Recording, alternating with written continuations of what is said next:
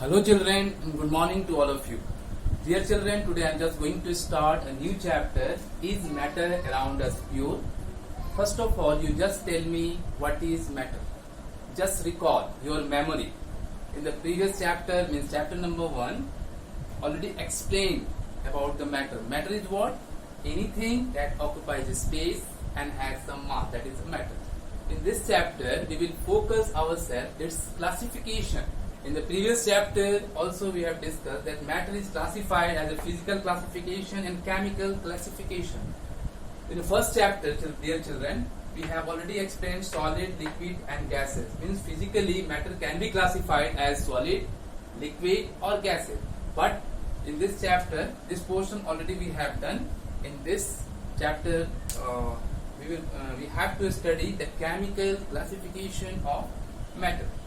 So, matter on chemical basis, matter can be classified. Means chemically, the internal structure is a basis for chemical classification of the matter. So, chemically, matter can be classified as a pure substance and impure substance. Now, the thing is that you have to know what is pure substance and what is impure substance. Pure substance means a substance which is made up of only one kind of atoms or only one kind of thing, that is a pure substance. That is, so the pure substance further classified as element and compound. So first our focus will be toward element. Element means what?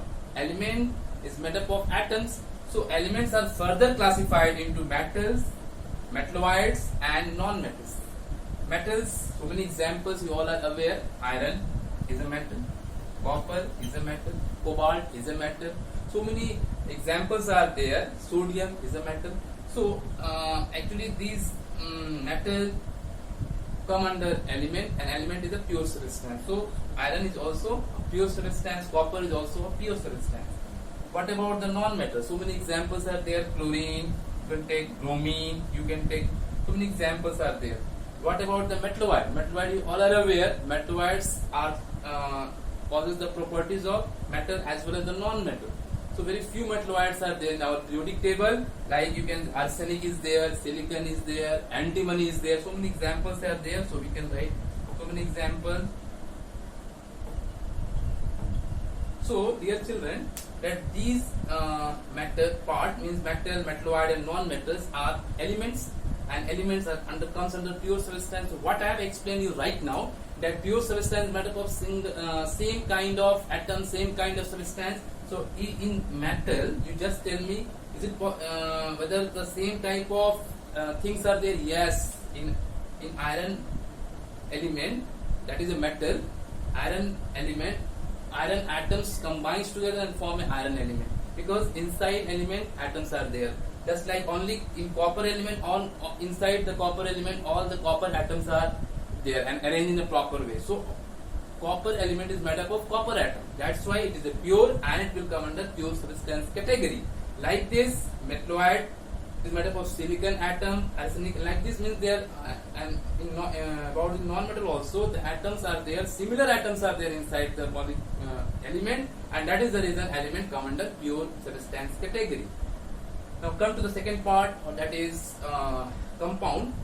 Compound means what? Let me clear you what is the meaning of a compound. Compound means what? That when two elements combines together in the fixed proportion by mass, then such type of substance is called compound. And the condition is there, the combining ratio must be fixed. Let me give one example. You can take a very good example, that is water. Water is a compound, and water is made up of hydrogen and oxygen, the fixed ratio by mass. So hydrogen, that is 2, and oxygen mass you all are aware 16. So you can cut and we can write 1:8 by mass. So you can see that water, if you are taking water from any source, maybe from your home or from England or from different places, always the combining ratio of water will be 1:8 by mass. Hydrogen or oxygen ratio will be 1:8 by mass. So combining ratio is fixed or same. That's why the compound is also come under the category of pure substance. Clear? Again, we can classify the compound. There are two type of compound is there, so we can classify compound into two form. One is organic compound, that is your organic compound, and the second one is inorganic compound. Let me clear, children, that what is the meaning of organic compound. Organic means that comes from the organs of plants or animal, or that can extracted from the plants or animal. That is called organic compound. So many examples are there. You can take suppose I am just alcohol. You can take example alcohol, methane, ethane. So many things are there that come under organic compound. What about the inorganic compound? Inorganic compounds are the compounds that are extracted from either rocks or minerals. But both are compound, and the combining ratio of the element will be fixed. That is very important to be keep in the mind. So many examples are there. Suppose you can take sodium bicarbonate, that is baking soda, is an inorganic compound. So many examples are there. Common thing is that their combining ratio must be fixed, and then after their compound and comes under the category of pure substance. Clear? This is the first part of the chemical combination of the metal. One more part is there, that is impure substance. This is element and compounds come under pure substance category of the metal. So element and compound are the pure form of the metal. And what about the impure form? Impure form, let me clear to you that impure form is a mixture. Impure form is a mixture. Impure means mixture. So what is the basic difference between these pure and impure? Impure, what I have explained right now, that the combining ratio in compound, the combining ratio of the element are fixed, never change. And what about in case of element? Elements are made up of same type of atom. So same type of atom, element, that is pure. And if the two or more elements are combining together to form a compound, their combining ratios are same, then they are pure substance. But in impure substance, the combining ratios are not fixed. Variable ratios are there. Dear children, air is very common for all of us. Air is a mixture of gases. Let me explain you how. Air, you all are aware that air is having oxygen, nitrogen, different type of gas. Inert gases are there. Carbon dioxide is there. When we compare air, which is a mixture of gas, when we compare the percentage of oxygen in metropolitan city and in the rural areas, definitely the percentage will vary. When we compare the percentage of carbon dioxide in the rural areas and in the metropolitan cities, definitely the percentage will vary. So variation is there. That's why it is impure. Means if the participating constituent of that substance are not fixed, vary according to the situation, according to the environment, then they are impure substance. Actually, that's why another name of impure substance is mixture. Mixture can be classified as homogeneous mixture.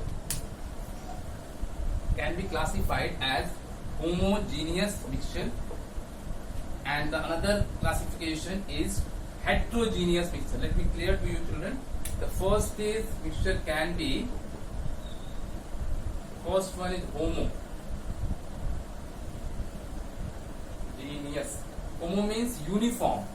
If you mix the constituent with each other, then it is not possible to see the different boundaries between the constituent. It means that suppose you dissolve sugar